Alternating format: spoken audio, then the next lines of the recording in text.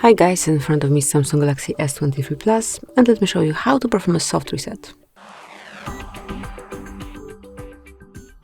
So if your device stuck for some unknown reason, all you have to do is tap on power button along with volume down button. So just hold both of them together.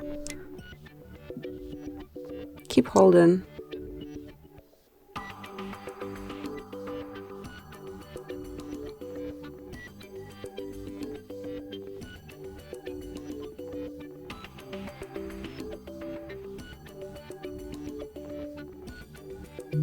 And as only you feel the vibration and also see the logo, you can release the buttons, and within a couple of seconds your device will be rebooted.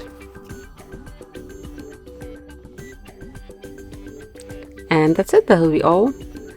Provide the code at first and you can smoothly use it. So thank you for watching, please subscribe our channel and leave the thumbs up.